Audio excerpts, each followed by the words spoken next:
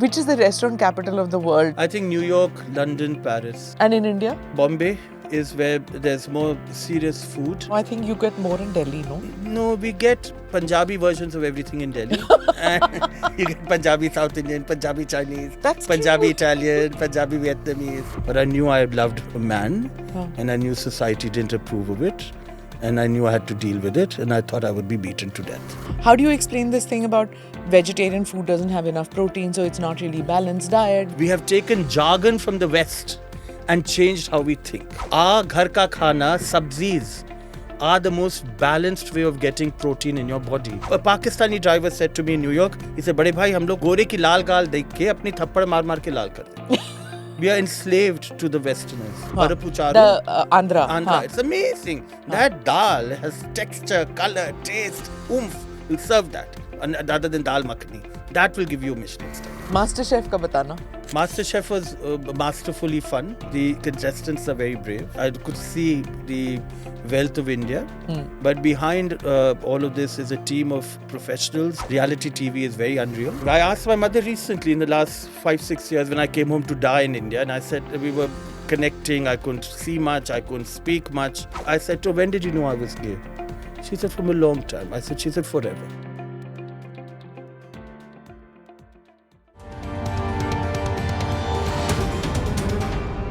Namaste, Jai Hind. You're watching or listening to another edition of the ANI podcast with Smita Prakash.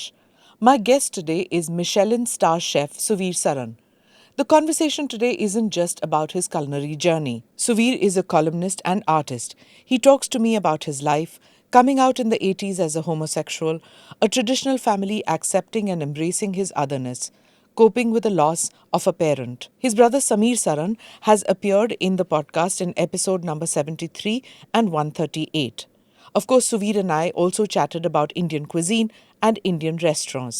Suvir, thank you so much for being part of the podcast. Thank you for having me, Smita. I have so much to ask you, but I want my viewers to know about your journey of life. But before that, just tell me a little bit about how this khana banana started. How did you become a chef? What told you? No, nothing told me to be a chef. In fact, it even now tells me to do other things.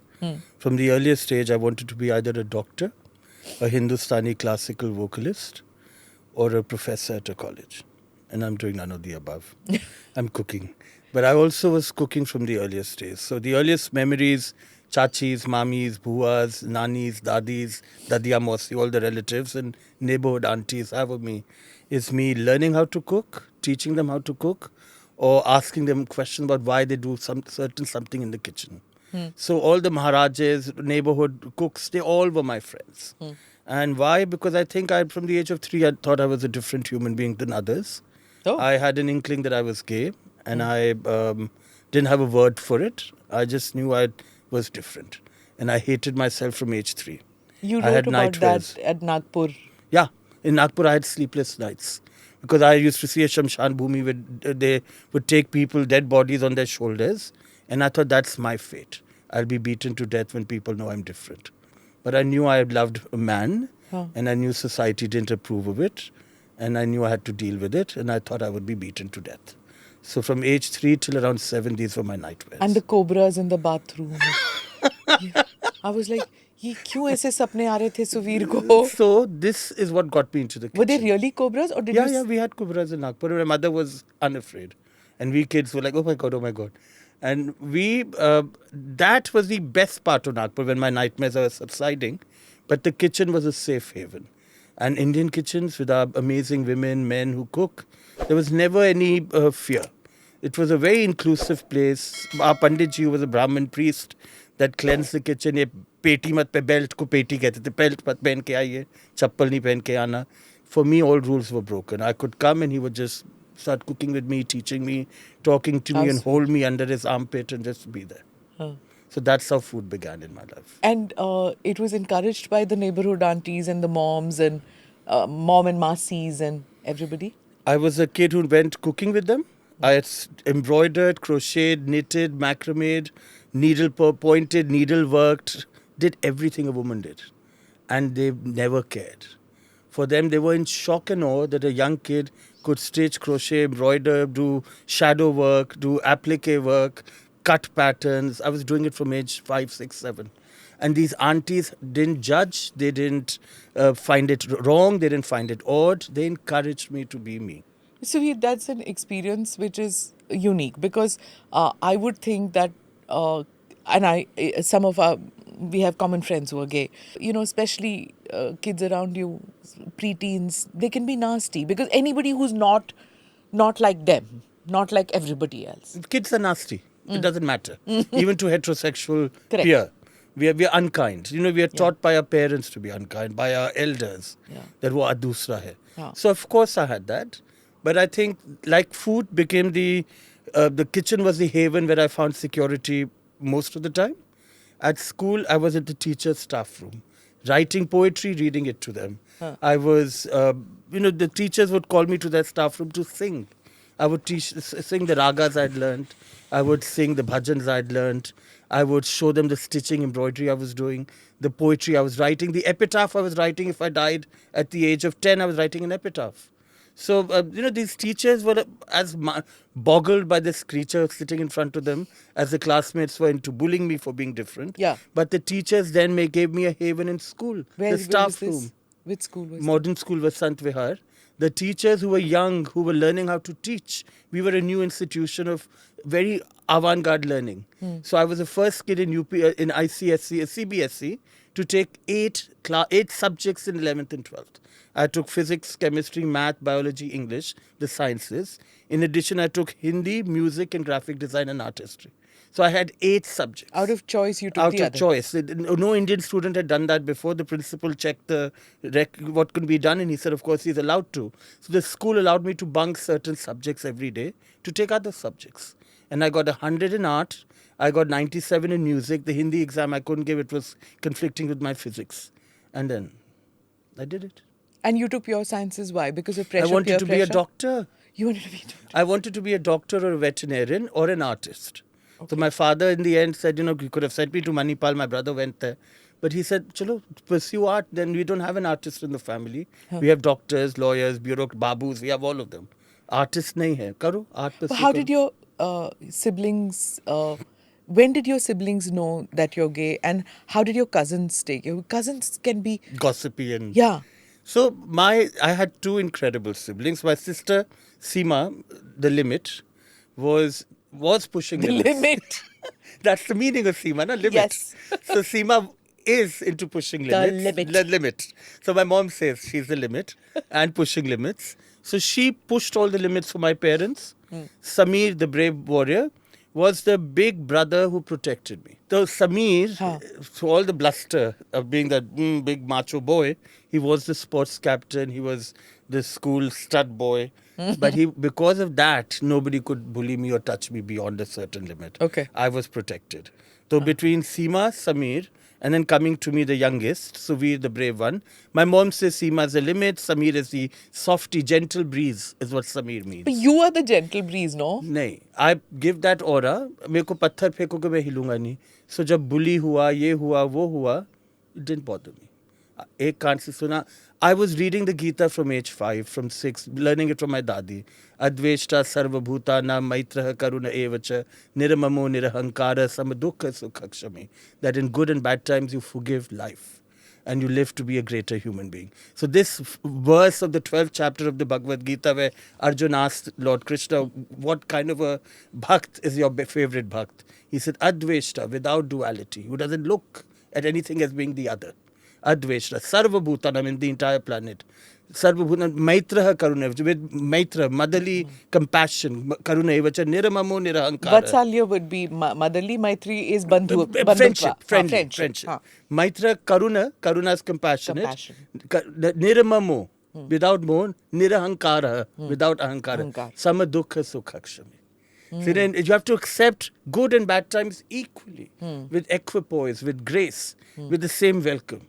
So my dadi had taught me कि जब बुरा time आ रहा है, तुम क्यों रोते हो? क्योंकि अच्छे time पे तो good times are coming.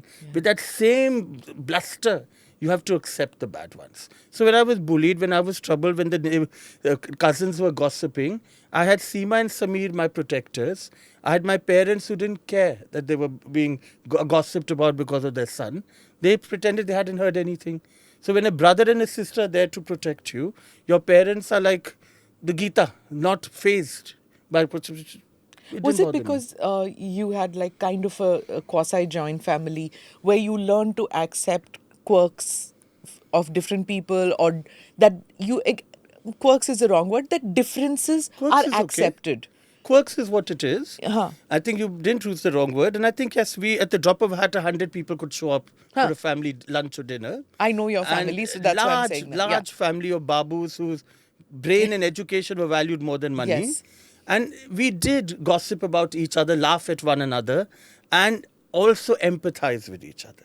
So behind all the gossip and the churiya jo kehte hain, Yeah. there was also love and empathy and care that ek kutumb hai. And joint families take a lot out of you, But also give a they lot. give a lot. And you understand the benefits of it later in life. I mean, we didn't need friends. We had, those of us who grew up with a whole bunch of cousins, it's only when we reached college level that we made friends. We didn't have that neighborhood friends. We didn't need it. And even now, I feel that those of us who grew up with cousins in summer vacations and dada, dadi and everybody, or nana, nani, whatever, you can pick up threads with cousins 20 years later. Yeah. And you still And you connect. have tears and you have joy. Yeah.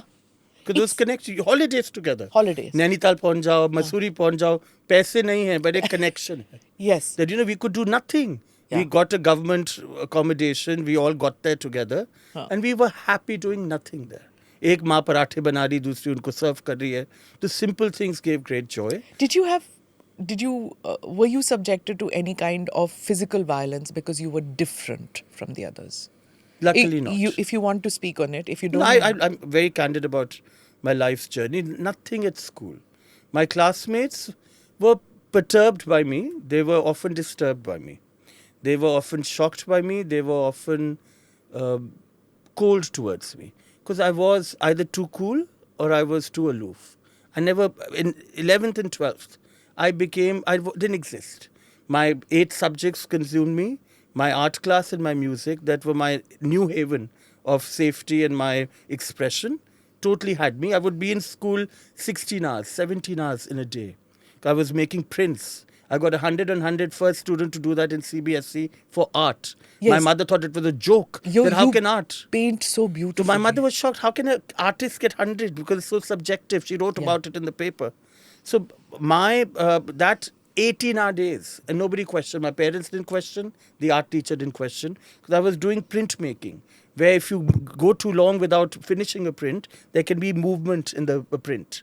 So I would stay 18 hours at school doing 11 colors in one print. And they would be like, oh my God, but this crazy kid created his own life, his own story. My parents had learned from Seema and Sameer, jo hota hai, kya ghabrana. So when I was there 18 hours, they knew he wasn't doing drugs. He was a babla. They allowed me to be who I was. Or is it because you're the youngest? And I was the youngest. They've learned. They've learned. Isko jo karna hai, karne do. That's what I meant. They've learned. They grew up. Nobody ever questioned me. So, before I get to when you told your siblings and when you told your parents. No. So Seema, you asked me, when did my parents know? That was a fun story. Seema dressed me up like a girl every day till I was 12-year-old. I would come back from school, house, kya karti thi meri behan ki friends, I don't know. But I was a doll of their house. So I was a pretty boy, so I was dressed up every day. Then one day they saw, iske baal aa rahe hain. Uske baad I was like, oof. And the voice cracking. And the voice cracking. Oh, so I think one day, that was the only moment I think I felt very left out. Because one day they stopped decorating me, putting makeup on me. Ab bhalu lag raha tha. Sameer, I think, knew all along. So he protected me from my earliest years. I think we never verbalized to each other. He knew. My sister, I came out to at the age of 20. My grandmother outed me. My nani was living in San Francisco, my nana nani. They'd retired, moved to San Francisco to be with my uncle. And my nani called my brother-in-law Ajit and said, "Is Suvir ka roommate nahi hai? Ye to his lover." He said, "Nani, I think he's gay." And Ajit said, "He hasn't told us, Nani. Well, we need to have him come out." He said, "Nani." So Ajit called me, "Are you gay?" I said, "Yes." She said, have you told your sister? I said, no. He said, you better tell them because Nani wants to know from you. I said, what does Nani care? She said, yeah, roommate, shoemate, nahi hai, lovers hai. So I came out to my sister. Nani gave me a ticket. On the phone? On the phone. My grandmother flew me to San Francisco from New York. With my lover, Chuck. And we arrived and Nani said... He's a Gora. Gora. And she said, Nani ko pata hai, roommate nahi hai, tumhara lover hai. And it's okay. I said, Nani, thank you. She said, now come out to your parents. I said, what is the rush? She said, I don't want you to be taken away by drugs or alcohol or be self-abusive and get depressed.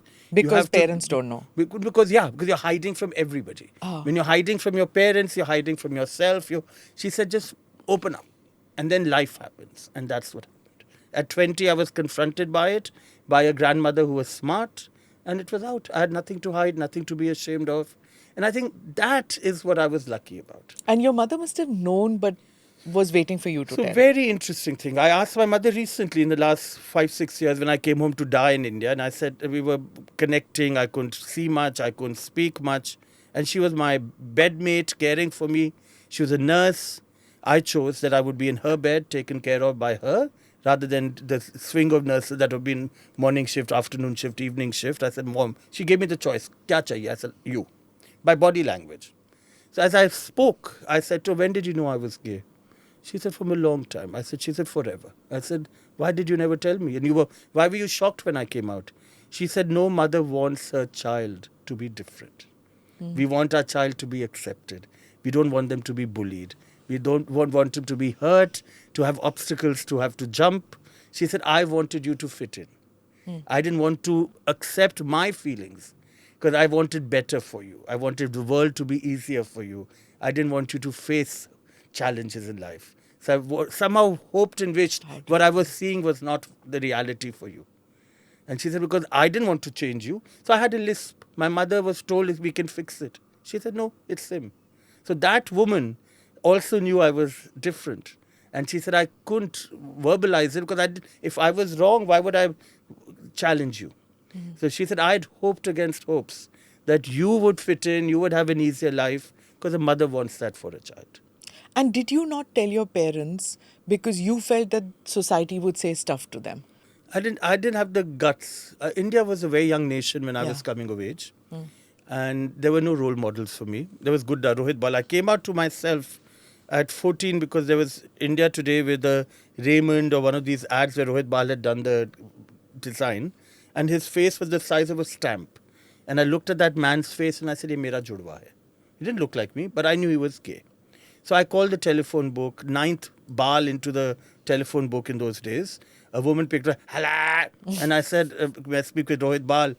Come in the evening after 8:30. That was his mother, Mrs. Bal. And auntie spoke like this. And Gudda laughed because I copy her perfectly. Hello. She smoked. So she had this incredibly gorgeous, raspy, eartha-kit voice. Hello. So, so of course I called after 9:30 and Gudda picked up. Okay. And I said, I want to meet you. He said, why would you want to meet me? I said, I just have to talk to you. I want to talk to you about my life, my work. And he said, how old are you? I said, 19. I was 14, but I had hairy chest, balu. So he said, well, you could be a Jeffrey Dahmer. And he was shocked that I knew who Jeffrey Dahmer was when I was 19. Because my grandparents lived there. He was murdering gay men. So Gudda, as a 28-year-old, had heard of him, that gay men were being butchered by this serial killer. And I knew it because my grandparents lived there and I had visited San Francisco. So that gave him comfort that I said, I'm no Jeffrey Dahmer. He said, what's my name? I said, you have a lot of it on your hair. He had long tresses. Baal, to hasne laga. At 2 a.m, after he had eaten, drunk a little, he drove his car to Southex, told me to meet him on the terrace, that he would honk. I should turn the light on so he can see I'm a normal human being. And if he's comfortable, he would get off his car and meet me. Why? Was he that kind of a loner? Not about loner. This was a time when gays were being beaten in India. Jeffrey Dahmer was butchering gays in San Francisco. 1980. We were hated. Nobody knew anybody gay. And it was AIDS epidemic was at its highest. Correct. People were calling us deviants and we deserved death. So Gudda didn't know who's calling. A cold call on the phone, kaun hai aadmi? And Gudda was hiding. He was bisexual at the best of times. So I'm calling him out of the blue. So at 2 a.m, he jumped off the gate that my dadi would lock. Chota sa gate, but dadi ke head with lock karna hai. Because our doors didn't have locks. Only the gate had a lock at night. So he jumped. My parents were in Muzaffarnagar. Papa was commissioner, income tax, or chief commissioner, whatever, for UP. We were alone at night with Dadi watching the key. The bachas were having fun. The Gudda came. We had a fashion show with my mom's saris and shawls and jewelry. Seema Gudda and Rohit Bal, Seema and Suvir put on a fashion show till 6 in the morning. And we had fun. That was my coming out to myself, meeting a gay icon of the... He was not an icon then, but a gay human being other than me. And that night, Gudda took me on. And from that day on, every artist of India who was hiding their queerness, every straight person who was an ally of gay people, took on this bacha and made sure at 14, I didn't have to hide from myself. I had words to express myself. I had confidence in being who I was, and that the world in Delhi would be fair to me. All the dreams they couldn't live, they made happen for me. I was given the best clothes. I was given access to the best people of Delhi and parties at 14. And one day, Gudda realized I'd lied. I wasn't 19. And he said, Baba, if I'd done anything to you, you were underage. I said, you didn't, and I didn't let you, and we were fine. Because they actually thought I was older. It took 1.5 years for them to realize I wasn't 19. And they opened the world for me. Rohit Khosla passed away. Yeah. There's so much happened in those years. And I was a lucky boy who was protected by a bunch of these men and women who were either gay or wanted people who were gay to have expression in life and access and comfort. They made this kid grow up with confidence. So Rohit even invested in your restaurant, Veda. right? I brought him in as a partner with my partner from New York. And Gudda designed the space. And so he's been my anchor for life. Tell me about your life in New York. I arrived at 20 to be a designer. Food became the comfort that... Food was the access to the who's who of the country, because they would show up and somebody said that kid cooks the best food. So I would show Hollywood celebrities, world celebrities coming to my student kitchen, eating till late at night. I would work full time. I would cook full time. I would party full time and somehow manage to survive. Lots of my parents, my brothers, my sister helped me. Artists' lives are struggles. They were there behind me, lifting me up as I'm falling, lifting me up as I'm going bankrupt. They were always there for me. What were you cooking? I was cooking ghar ka khana, zimikand ke kofte, bharwa karele, gatte ki sabzi, Manchurian cauliflower, the tastes of India, plus I would travel a lot. So all the foods I'd eaten in my journeys across the world, I All would cook them. vegetarian? I was vegetarian till 35. So you were cooking also vegetarian? I was cooking meat as well. My bhua, who was the wife of the DGBSF of India, would cook meat and without tasting it. And people would talk wax poetic about non-veg cooking. So I learned from bhua, kaise she said, khushbu se, aankhon se, tajurbe se seekh jaoge. So Gail Green, the food critic of New York Magazine for 40 plus years, when she reviewed my restaurant, Devi, wrote, Saran is the only vegetarian whose meat I eat, tongue in cheek. So you learned how to... I read about it when I do my research, that you cooked even steak.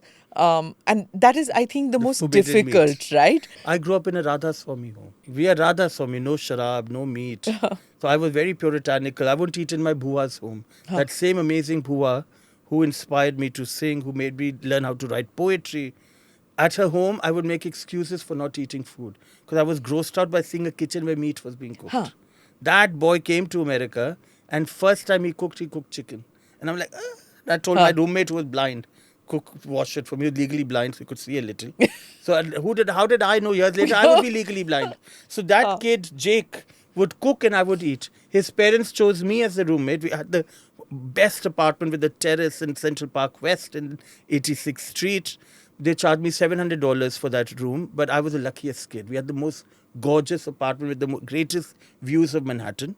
And this kid who was legally blind, the parents looked at this Indian roommate in his school. They said, isko le lo, ye babysitting karega. Wohi hua. वो kindness...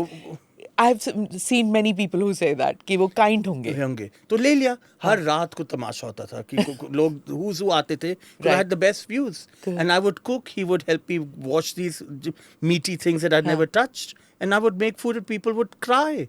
Some would say, oh, till the day I die, I want a bowl full of your magical rajma, chicken curry. And everything. I didn't know I could cook all of this So crap. they didn't want you to make the usual, the butter chicken and the They were kali dal. shocked that ghar ki dal, chawal, sabzi, chicken curries are so light and beautiful and seasonally inspired, regionally interesting, that these buzzwords were not even in the market at that time, but they were tasting it at the table. When my book came out, Indian Home Cooking, the editor-in-chief of Cooking Light, the magazine that pushed healthy cooking, they featured it and they said, Chef, did you really go out, set about writing a healthy cookbook? I said, no, this is everyday home cooking of India, which is sensible, practical, reasonable, and inspired all at once. Because we are a nation of poverty, coming of age, and we were smart. It's like Italian cucina povera, the cuisine of poverty in Italy. It's the cuisine everybody wants. There's flavor and dum and josh because the brain is making it happen, not just butter and cream and meat. It's about ingenuity. Suvir, I'm going to divert a little bit and then come back to your life. How do you explain this thing about vegetarian food doesn't have enough protein, so it's not really balanced diet? We are more carb oriented, and that's harmful. How do you see that debate? So I'm the only chef on the advisory board of Brigham and Women Hospital, the teaching arm of Harvard Medical School. My good looks don't exist, so I wasn't taken there for my good looks. What brought me to this position? I love you for your humor. What brought me to this very serious nutrition roundtable is India. Our cuisine, our home cooking, our brilliance in cooking with ingredients with flavor, mostly plant-based, vegetarian, is what the world calls correct. We have taken jargon from the West and changed how we think. Our ghar ka khana, sabzis, are the most balanced way of getting protein in your body. We eat a little bit of dahi, we eat a little bit of paneer. So wait, go one by one. Dahi, paneer, protein. No. Dahi and paneer with all the sabzis gives you all the protein you need. Those complex carbohydrates are the building block for protein. So we know cabbage has protein, cauliflower has protein, broccoli has protein, chickpea has protein. We have plenty of protein in our diet. A little bit of dairy helps absorb it as a perfect protein for the body. And what vegetarian protein gives you is the absence of saturated fat that chicken and fish and all the animal protein gives you. So when you eat vegetarian food with a little bit of dairy, you get all the protein you need. When you talk about vegetables, I'm going to quote what you said. You said that we end up planting vegetables that are sexy but mean nothing to this geography or economy. I'm going to think of avocado. I want avocado on toast. And quinoa. And quinoa. And of course now everybody's eating ragi. And millet, yes. We go to the extreme. Yeah, it's going everything. I mean, I sit in a plane and I'm like groggy and I say millet cutlet. Ye kya de diya? We follow fads and... Please give me idli. Saadi de do idli. Perfectly fine. So you said we need to take food back to what our parents ate. Which is the most boring thing for a kid to tell them कि जो mummy daddy खाते थे वो खाओ. I found it interesting. You know, kids will challenge. The thing is, you don't stop. My parents gave us that boring ghar ka khana every day. Yeah. I made my noise about it. Sameer made his noise. But we weren't given a choice. We sat down and we finished it. Years later, when I was cooking, what was I inspired by? That same damn boring ghar ka khana. Which you said, and I quote again, the science of Indian food played a very important role in healing me. My mother would make sheer kurma and chawal ki kheer and I would feel better eating it. What I ate, where I ate and who I ate with nursed me back to health. I'm going to go to your health issues and how you dealt with it, coped with it and bounced back. But more importantly, for today's generation, so that we don't sound like two fogies of, the 80s and 90s कि हमारा time में तो Google भी नहीं था. To bring it back and make it more relevant. I heard somebody talking about food and said that, I think it was Manoj Bajpayee, I don't remember exactly. I said that, हम दाल चावल बनाते हैं, but what happens to the child? She wants to post it on Instagram, right? So वो दाल चावल doesn't look interesting. It can. On reel. So unless you present it nicely, right? Exactly. You present it nicely. You put it in a pretty plate. You have a nice table And I did that setting. at my home. My mother let me. And that was my interest in cooking. So, the visual appeal. You eat with your eyes. before you eat with your... So how do you tell today's children that sometimes dal and chawal mix? Let them cook with you. Okay. Let them look at the colorful pulses that we have. Show them the larder. Show them the pantry. Make a child work with you. My mother, when we were in Nagpur, you took the name of Nagpur, Sameer polished shoes. Sameer picked up the groceries from the market. I was the youngest, 5-year-old. I would stand with holding my mother and help her peel a cucumber, sometimes lift whatever had fallen. My sister had to iron clothes. They made us all work. My mother, somehow in her genius, realized, I'm away from Delhi, from the Dadi's home for 3 years. Let me teach these kids about life and reality. So that taught us for life to understand it. But what it also gave us was we understood groceries. Sameer, that boy who does geopolitics, can cook the best meal. He learned at a young age to look at ingredients. And if you look at him, it feels like he hasn't eaten for a week. He's He blessed. eats like an army. Have you seen how Yes, much he eats? I have seen how much he eats.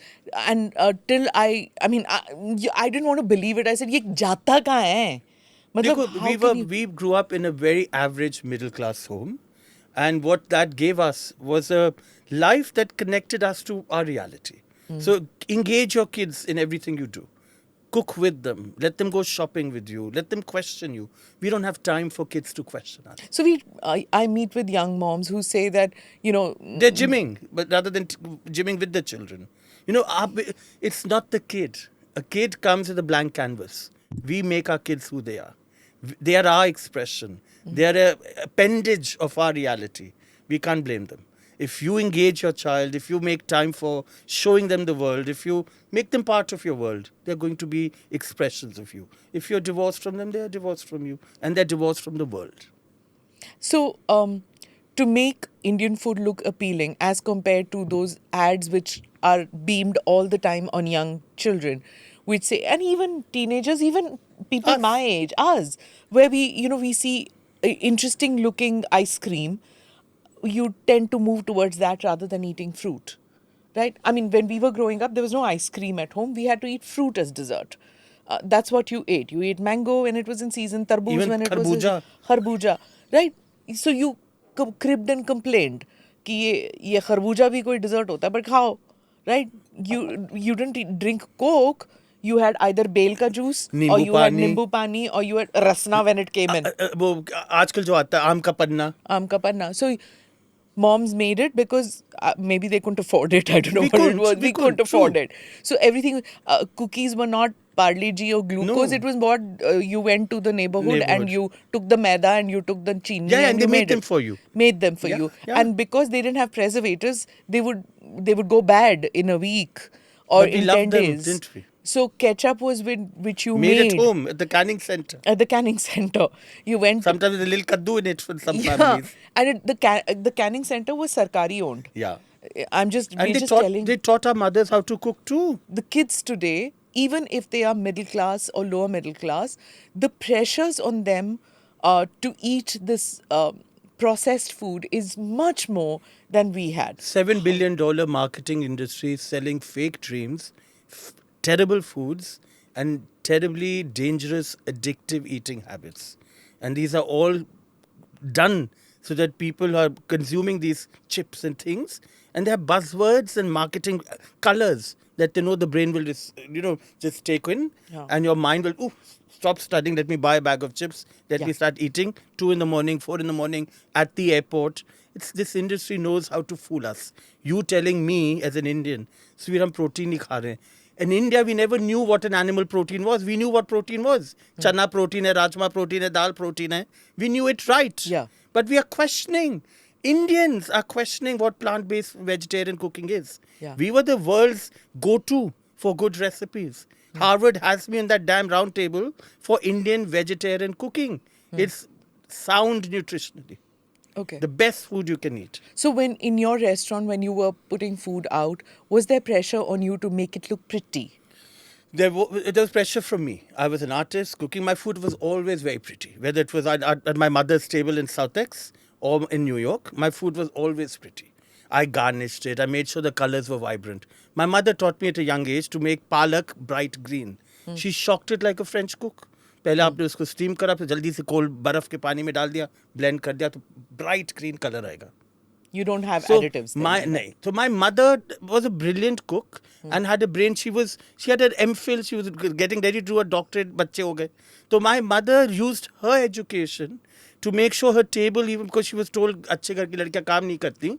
So while she didn't work, she kept a good table. She would knit, crochet, but, she would Napkins were pretty. सब कुछ करती, embroider. She kept हाँ. herself busy. Language सिखाती थी, blind school clip, books on tape करती थी. She did plenty. She slept 3 hours but worked for society and the kids non-stop. That woman taught me at a young age what colorful, beautiful cooking was. Indian food could be all of that. She made the best desserts. She presented them well. So I learned from her. It's not difficult. Italian and Indian cooking. My agent, when we were writing the book, said to me, you and Mario Batali, the Italian chef, cook the best food in America. Sadly, both of you have a curse, your food. I said, what do you mean? She said, Italian and Indian food tastes like heaven and look like merd, caca, poop. So she said, how will you change it? I said, I'll show you. It's so sad. And I wrote Indian Home Cooking, and the photographs of that book changed how Indian food was looked at. The egg curry you have with those pyaz. हाँ, in my book, Yeah. Kerala egg curry, कितनी सुंदर लग रही है. Huh. But the first thing is that somebody would think with the little caterpillars or what. नहीं, now people know caramelized onions. Caramelized onions. It came later.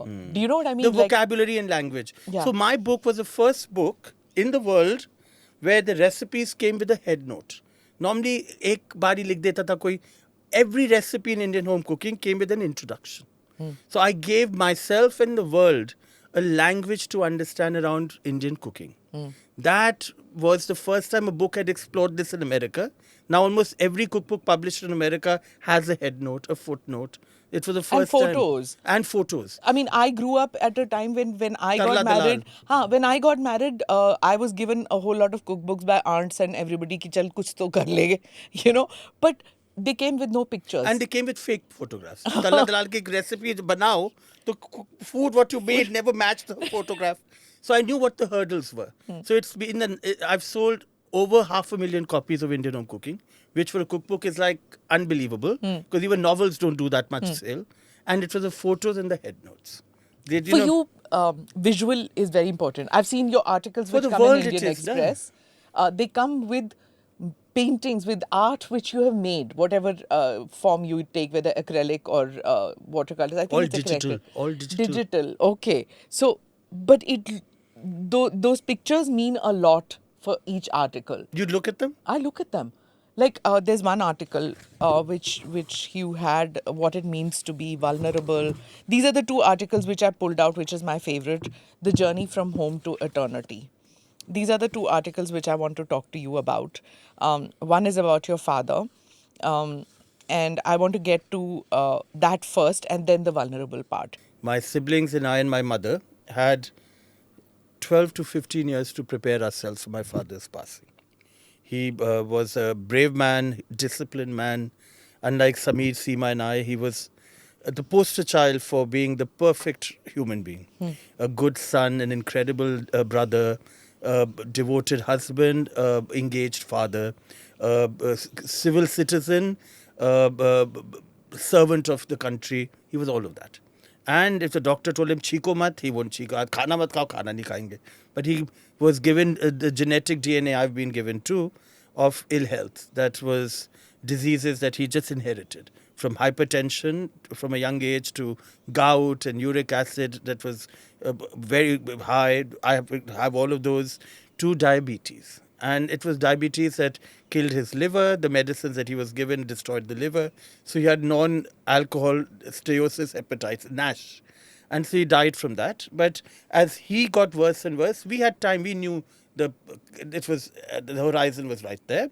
He had liver transplant. The doctors gave him 8 to 9 years. And he died 9 years after.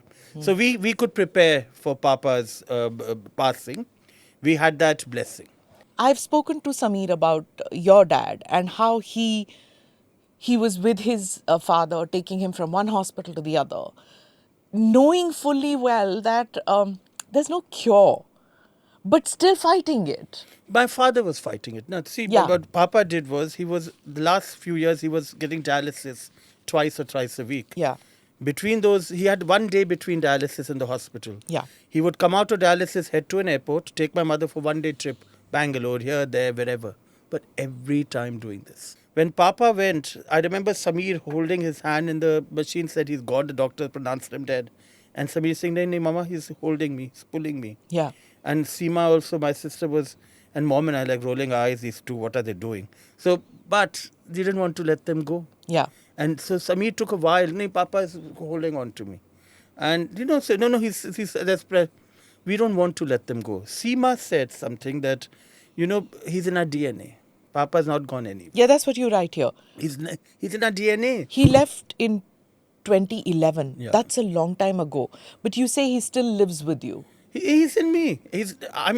My words, my thinking, my how I enjoy an idli with podi, all are connected to Papa.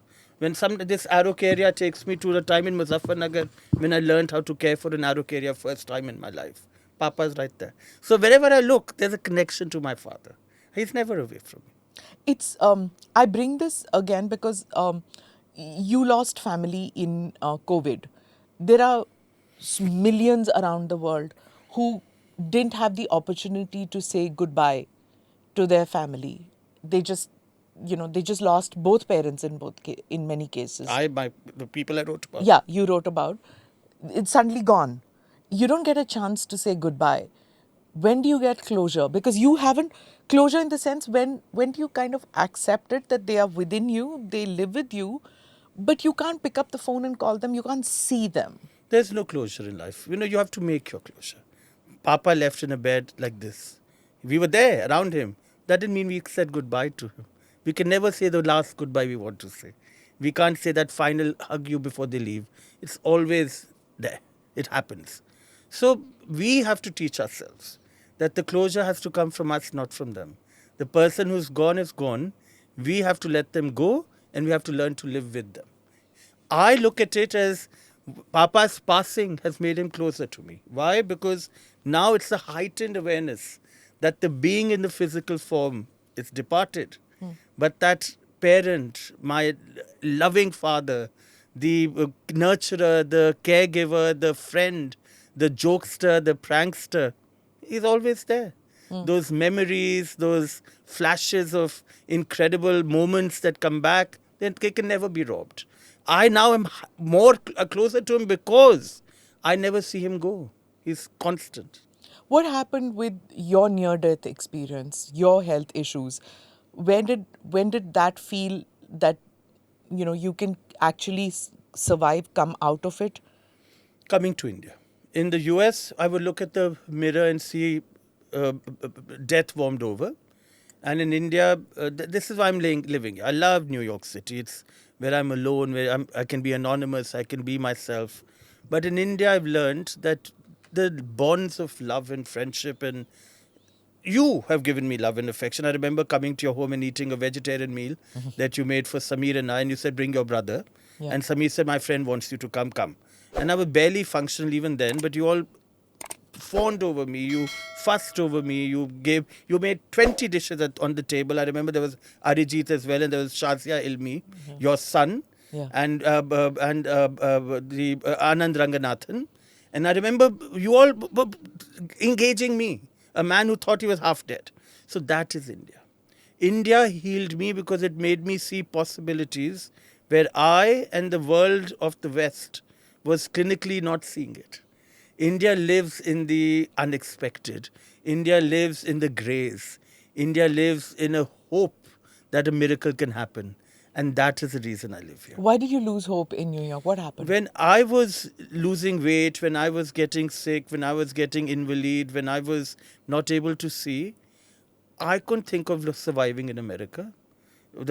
Everything from paying $1,000 a month for insurance to realizing I have $18,000 a month that I have to pay for animals that look at me for sustenance, organic farm that I have to keep running with my 24/7 work I do to keep that bill being written off every month. The burdens of life were so enormous that I'd rather die than have to live struggling how to deal with it. So in retrospect, I realized that I was closing up, clamming up, allowing my body to go to sleep because the challenges were too vast to overcome.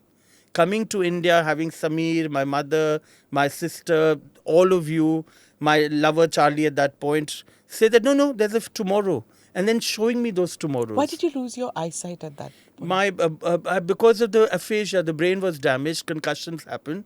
Doctors thought mini stroke hai, ye hai. Doctors don't understand the brain. When the brain healed, I healed. I stopped eating out of fear of having to live as a blind person. So entitled. Blind people live their life with gratitude and hope, and as people who think of themselves as normal as another. And here this entitled child who had everything all his life. Blind for a flash, I'm crying and complaining and not wanting to eat and wanting to die. And your restaurant, Michelin star shut. So सब कुछ छोड़ के यहाँ पे आए ना. So we had to very scramble. We made a distress sale on the home. Everything, I was going. And I came, Samir was the wise one. He literally was the anchor of my life and saw a future for me in India. He just said, pack your bags. Pack your bags and come. No choice was given. Like a bully. But he did the best thing. He was being brother, father, mother, all in one, and got me here, put all of you into my life. And every day I saw people coming to the table, be it Smriti Rani with the daughter she wanted me to mentor, or Shashi Tharoor who said, write a column. People were giving me opportunities. Shashi said, you write so well, why aren't you putting it into print? So, people showed me there's a tomorrow. And then you said, okay, main ANI mein chhap dungi, 90 newspapers, 100 newspapers, picking it up. This is what India does. You write with such empathy, Suvir, because I think life experiences so much. And when you write, I mean, you're so multifaceted. Your music, tell us about that. How did that come into your life? And Pandit Jasraj, Kaan Pakro, you sing lovely, you do your art, you cook. You're so multifaceted. Tell me about the music. We all are. My dadi, if she had grown up in this time, she may have been the rocking rock star of the world, but she was told she couldn't perform. But she had given Sangat to Pandit Devi Puluskar. So think of that. Yeah, फिर. तो वो क्या उनका गाना था. And Dadi, they used to say, जब गाती थी तो बारिश आ जाती थी. And she didn't need a microphone. She could sing in front. She had buland awaz. So when I was born into this home of music, my bhua learned from Begum Akhtar. My one of Dadi's sisters used to sing for the All India Radio. Ummo Mosi. Another taught music. A third had a music school. They were all musicians. Brothers were musicians. They were bureaucrats as well. I came into this home where the earliest memory that I have of anything in the family is my grandfather's passing. And what I remember is the bhandara, the food that was cooked for it every day, and the music that was sung 24/7 by the sisters and brothers of my dadi. So those are my earliest memories of being a kid in this world. And music was that rich. Janmashtami is the next memory. That singing almost all day long till midnight, jab jhula hilta tha. And ganas of Krishna or Krishna devotion songs. I know them all. So music was a very entrenched part of our life. And I had to perform at the drop of a hat because Papa ke koi dost milne aate the, har roz aate the, ghazal gao, bhajan gao, Gita padho. Because Gita ka ucharan iska itna clear. I was an undefeated champion of Sanskrit recitation. So every day I had to perform at the command of some elder. And so music was a part of it. When my sister was learning classical music at age 6 or 7, I was 4 or 5. I would listen, drawing room band kar dete the, मैं सुनता था. एक दिन मैंने music teacher के सामने पूरी पक्की राग यमन गा दी. से तुमने कहाँ सीखी? ऐसे सुन के बाहर से. So they told my mom, Mrs. Saran, इसको सीखना होगा. My mom said, दादी अब क्या करें? क्योंकि my father was beaten when he wanted to learn how to act and sing. कि लड़के नहीं करते ये काम. तो my दादी said, सिखाओ, इसके खून में है. So I learnt, and then in school, Pandit, Sarod Maestro, Amjad Ali Khan Sahab used to teach us kids. I was one of the 12 kids that he would sing with. He would teach? Speak back. No, he was an alum of modern school. Oh. His kids were going to our school, and our principal, Mr. Vyas, had brought him in to work with our kids to do a program with All India Radio where Amjad Sarod sings with the children. Oh. So we were 12 kids that would go to Birla House for Gandhiji's death and birth anniversary every year and sing 7 devotional songs that were Gandhiji's favorite songs. So from age 8 or 9, I was doing that every year. And I sang for All India Radio as a young kid through Amjad Saab. And this was our connection to music. I arrived in New York. Marina Ahmed became my music teacher. She is a Bangladeshi singer who came to India at the age of 11 to learn with the Bhaiji, Shobha Mudgal's father-in-law, Pandit Mudgal. Yeah? And she then was so good that Pandit ji said, अब मैंने सिखा दिया है, इसको Pandit Jasraj के पास भेज दो. She was in an elevator where Pandit ji had performed, and Pandit ji said, तुम Bengali ho? She said, yes. And she told her father, I want to learn from Guruji. Became his disciple, birthed the child while being his disciple, moved to America with that child. Pandit ji moved to be with her. Pandit ji got sick. She did all his work for him. So she would do his seva. He would teach her music, and us students of hers would get to partake in it. Nice. So we got to now get Pandit ji teaching us through an extension. And New York में बैठे बैठे 30 साल वो मेरी गुरु रही. How blessed are you? And Marina ka music, Pandit ji ka music. How can I not be inspired by music? So tell me, in Indian restaurants in America, the music. That sitar that they Yes, play. sitar. And terrible. I mean, I really am a big admirer of me too, I Jagjit love. Singh. But Jagjit Singh का and Pankaj Udas का गाना उसके आगे बढ़ा ही नहीं ना Indian restaurant. अब वो मेरे में तो कभी नहीं बचा वो सब. ना So सितार what बजा ना music वैसे. did you? I play all world music. That World was music. And I had a friend, Donna De Cruz, who was an Indian from Australia living in New York, the DJ of Buddha Bar, who came to my restaurant, fell in love with the food, and cool woman, looks like Vogue cover walking to you. And she said, I'll curate an album. In those days, there were what album for you. So she made it. And we would play that music, and people would love. I then wrote a book, and she says, why don't we collaborate? So Indian home cooking was created with Rasa music, where she created this whole box that people would buy, where the music for an evening where you were cooking and entertaining people with Indian food would have Donna De Cruz's Indian picks of music that would go with Indian food, with Suvir Saran saying, I'm Chef Suvir Saran, and Donna De Cruz and I. So we created an album, and people would buy it. But there was a time, if you remember, in TV shows or whatever, Indian food was something you laughed at. It was only, I think, I don't know whether I'm right or wrong, but you tell me, the only time was when Bill Clinton and Hillary Clinton would go to Bombay Club and they gave respectability to Indian food. As far as I can recall, people would laugh at vegetarian food, of course, and that Indian food, the smells would get you and you'd get loosies. But doesn't it get to us as well? With the dal, butter chicken, dal makhani, if that's the length and breadth of your imagination, it's food that should be considered despicable. So it's not first date place where you take your... It's cheap and cheery.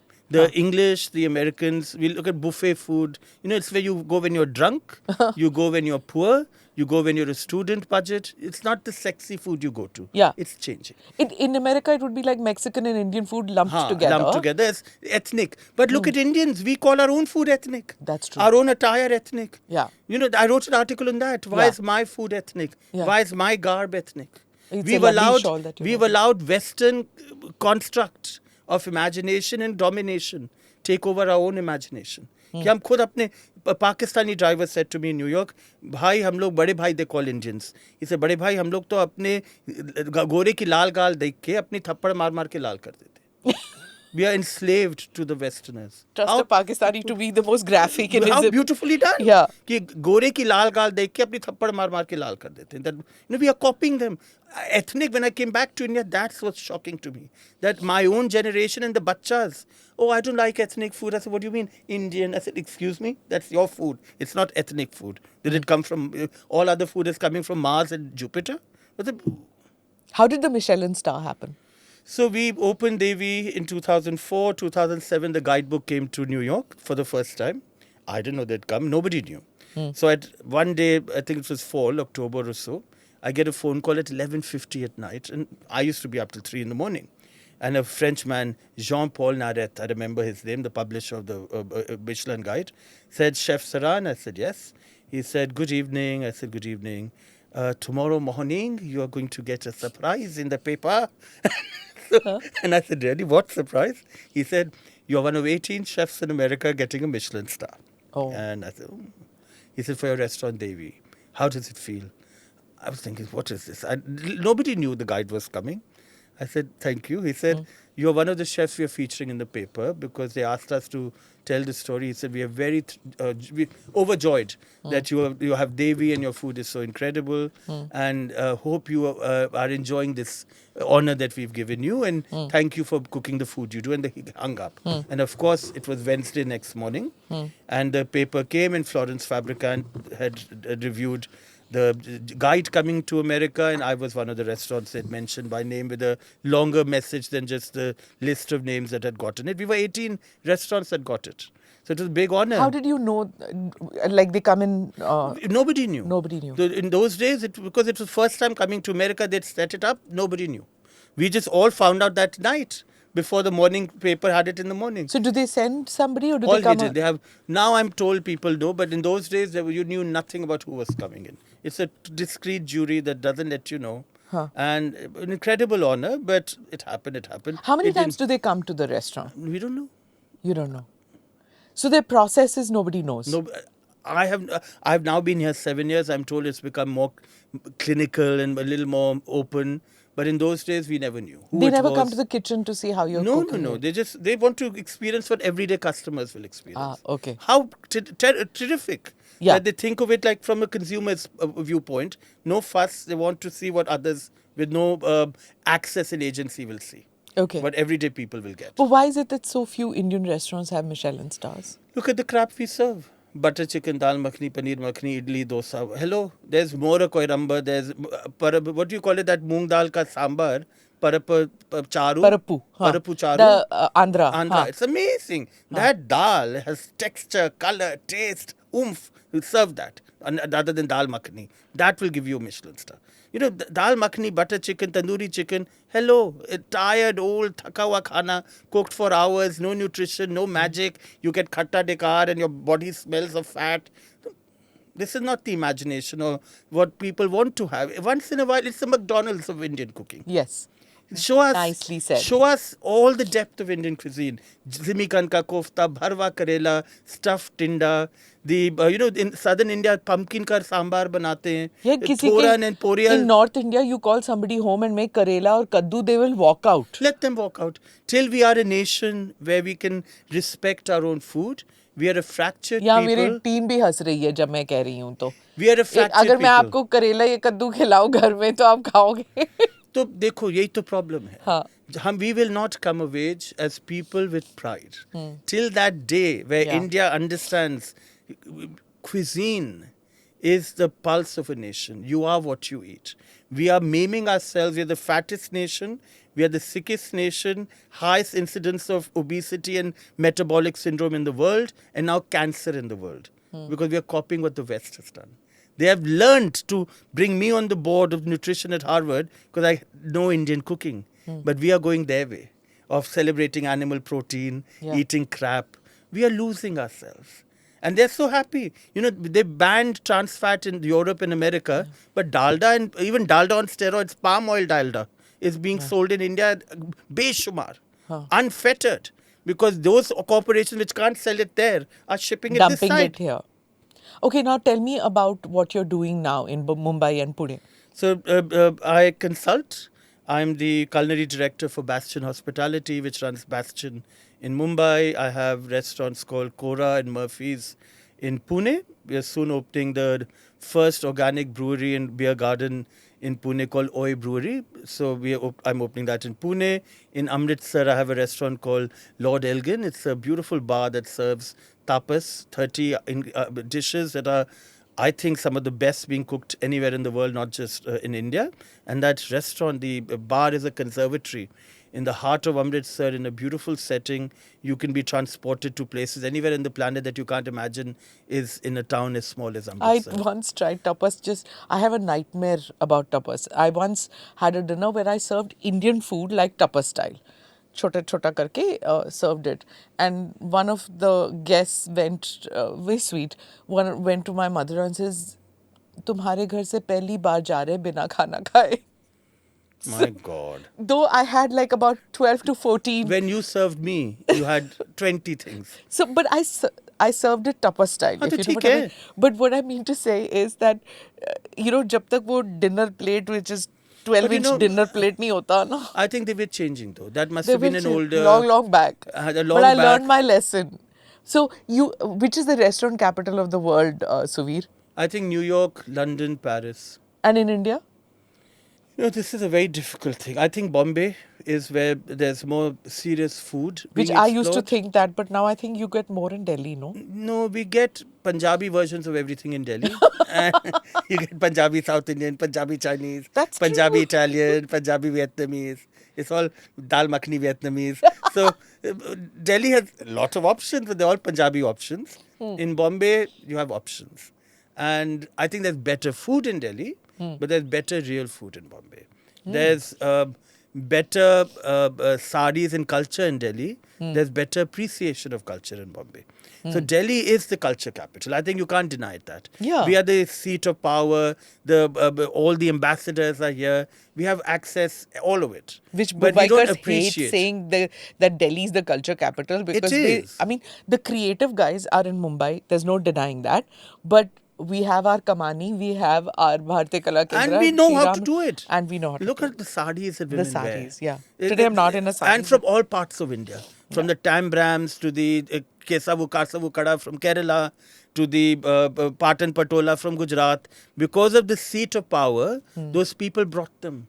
Yeah. The Tangail and all the the Jamdanis Jamdanis from Bengal. Yeah. The Ikats. We have Yeah. everything. From Odisha and we from have everything. Gujarat. From Pochampalli from Andhra. We have them all. And the Kanjivarams, Paitani from Maharashtra, the Kanjivaram, of course. Tambram ko zyada yahi pe hai. The Tamil Elam Association is here. Yeah. So we have access to all of it. But do we appreciate them the same way? In Bombay, they're so, it's like an oasis when they see something good. So they understand. So does fabric, does that part play, because design is part of what you like to do, does that, the interiors, Totally. all that play a role in what you eat? Like when you come into a restaurant, how much does the ambiance play a role in the food that you eat? Like, You tell me. See, when you walk into a restaurant, if it's beautiful, if it's the design is correct, you let go. You have no fears. You feel comfortable. I'll order. If the menu design is great, if the candle votive at the center of the table is amazing, if the scent is clean, if the servers are attractively attired, you have no inhibitions. True. You keep losing. And you said, I'll surrender to everything they give me. To me, so it that's does. the I agree. experience. All of us do. but then I know of others who say, ये शोशे में पैसे लगा दिए, खाना तो तो वो ऐਵੇਂ आदमी था. तो कंजूस है ना, तो उसको तो कभी नहीं कुछ मिलेगा. If you go as a कंजूस, you'll come out as a कंजूस. You somewhere in life you have to let go. It's very easy to judge, but if you're giving that experience, we are not just selling food. Is it only the elite who appreciate the experience, like No. going into a restaurant and where all this matters, and you go course by course and you eat slowly? Most Indians go जल्दी से खाना खाओ, मतलब ये क्या पहले एक आ रहा है फिर दूसरा आ रहा है, जल्दी से मंगाओ सब कुछ. Is it the थाली mentality that आपको सब कुछ एक ही प्लेट में मिलेगा, आप खाओगे और भागोगे? तो बिल्कुल आपने ठीक बोला. There are two things happening here. One is thali mentality. You can never make them eat a degustation. उनको तो हार्ट अटैक हो जाता है 3 घंटे पे खाना खा रहे हो, इतना टाइम वेस्ट कर रहे हैं. That is metabolic syndrome, diabetes, all of that. हम लोग घर पे कैसे खाते थे? टेबल पे बैठ के. I remember our lunch used to be 1.5 hours, dinner 2 hours. Conversations, politics, gender issues, all being debated while eating khana. पचता था, धीरे धीरे खाते थे. Grandfather said 32 times chew every bite. This was a तमीज़ of eating, नैवेद्यम, कि आपको हर texture, हर color, हर nuance चाहिए खाने में. It wasn't थाली mentality. थाली तो था, पर आप धीरे धीरे खाते थे, तमीज़ से खाते थे. So at least in northern India, where you Even in South India, when you ate on the banana सादम leaf, जो banana leaf, हाँ, so हल्का हल्का आता था. हाँ, exactly. They first would bring you the आप chutneys उसको and the धीरे धीरे dal. खाओगे. You eat and then the next round चल comes के आ in. रहे आ हैं. रहे हैं. The mother is making, it's steaming hot. Yeah. It's not served like No, the bhat magic comes of with a that, restaurant. yeah, no. So there's a tamiz. Tamiz. That etiquette of eating, We lost. We've lost. The French never did. The Greek never did. Where do people die late? The French and Greek. They say people forget to die. They don't have metabolic syndrome. They don't have high cholesterol. They don't have diabetes. Why? Because they are healing themselves with food.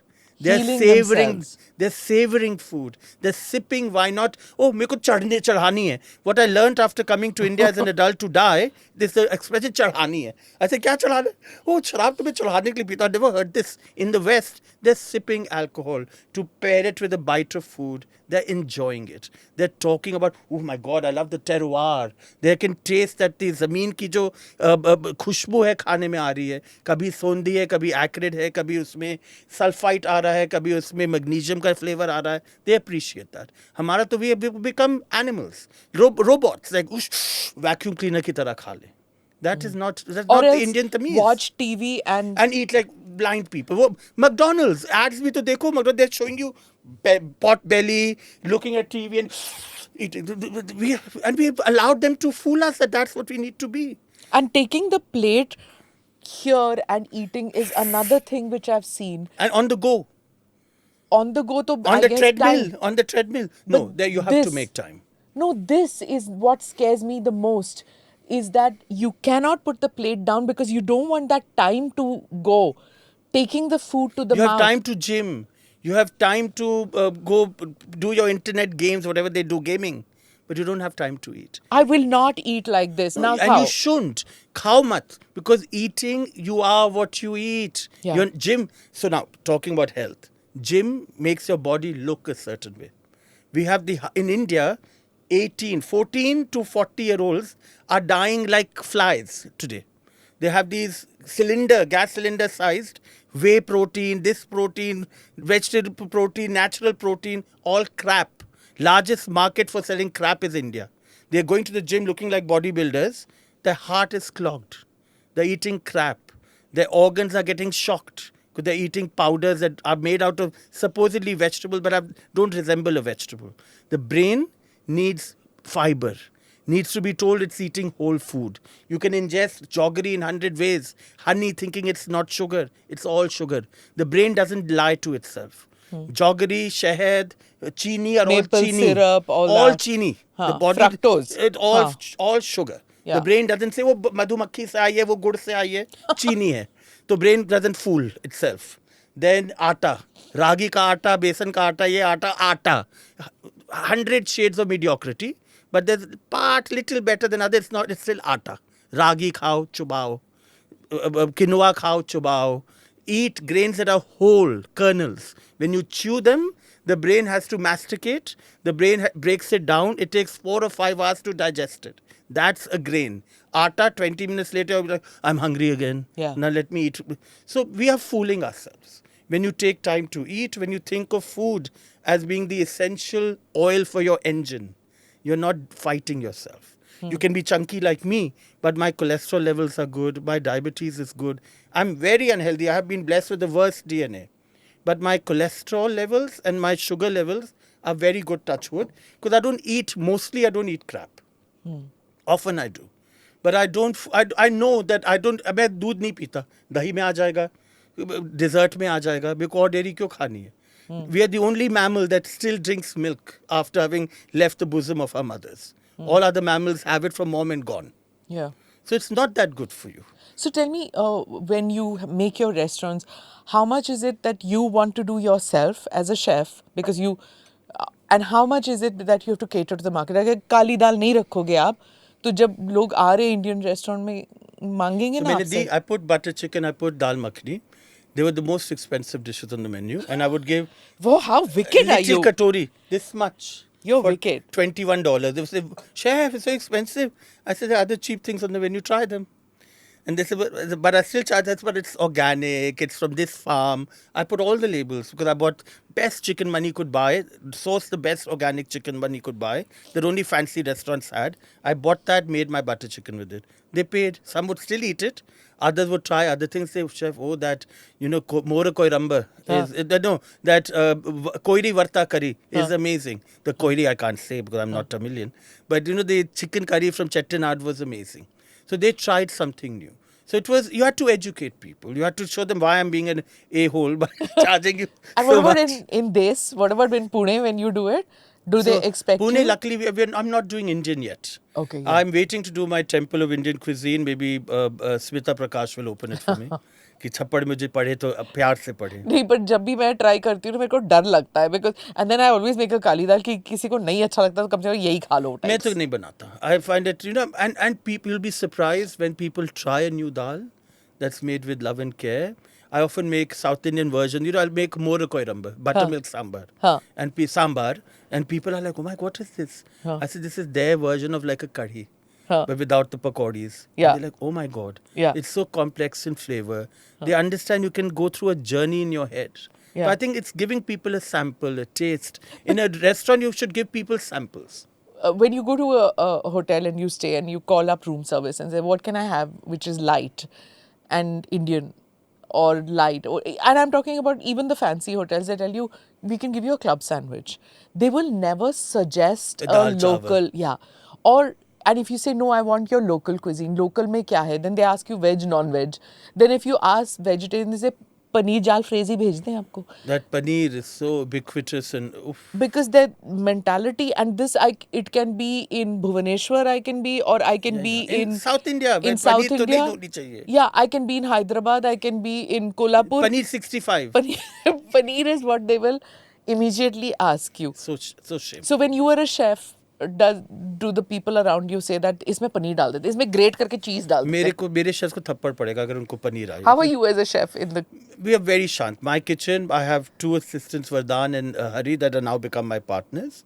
And they've both been given very tough love, and they would never do things like this. Master chef का बताना. MasterChef was masterfully fun. Vikas Khanna, Ranbir Barar, and Pooja Dhingra were very charming. I think the contestants are very brave. I felt I could see the wealth of India. But behind all of this is a team of professionals who make sure India looks good, contestants look good, judges look good. Reality TV is very unreal. And The heartbreaks? I saw a very civilized group of contestants. Okay. And they luckily had me divorced from what was going in the background. But I've been in reality TV in America, where it's much, I think, more dangerous. Cruel. They give you nashas. Yeah. I remember that we had access to everything you don't want access to. Because they wanted chefs and contestants to come sozzled and high and drunk and inebriate, so that you would lose your inhibition and trash out each other. Trash talk and, be bitchy and horrible. And I think India mein itna bakwas nahi kara. Okay. And which was very good. So again, saving graces, but I don't know why we need the reality TV shows. I think let's go back to be just inspiring people. What more? What next? What next? I wish A&I would let me do a column and reach out to more. My writing becomes better that I can sell a column to Smita. I'm slowing down. Have you realized? After doing hardcore news in journalism, So which is my passion, give me your I next want to get platform. Make a platform for me. I love what you do. I love your reach. So one day my writing will get me to a column with you. I love exploring. I hope that I can keep dressing up like India's given. I never used to dress up in Indian clothing. But when I heard people in India calling their clothing ethnic, I said I have to look like a Bunny Tani Radha every day and challenge everybody in India. How come your brother never dresses like that? He's like a total different. I never dress like that. But now I have to because I want to rub it on people's faces. How dare a Gora tell me that a man has to look a certain way? Look at our gods. They're But beyond. you even travel, you even fly like that. I'm rubbing it on Indians' faces. Hello, accept. This is who we are. Why should we copy others? So for me, this is what I hope to keep doing. That I want to be the shock jock that makes people realize that India is colorful, India is diverse, India challenges life in every which way possible. And that's the magic of India, and that's what the world needs to learn from India. On that note, thank you so much, Suvir. You haven't eaten, so I'm guessing that podi idli is not your favorite. But no, I didn't want my clothes to be podi idli. Okay, I get that. But thank you so much. Thanks Thank for you for talking to having me. me. It's been such fun chatting with you, as with your brother always, but on a different tangent altogether. Thank you for having Thanks me. a lot. Thank you for watching or listening to this edition of the ANI podcast with Smita Prakash. Do like or subscribe on whichever channel you have seen this or heard this. Namaste. Jai Hind.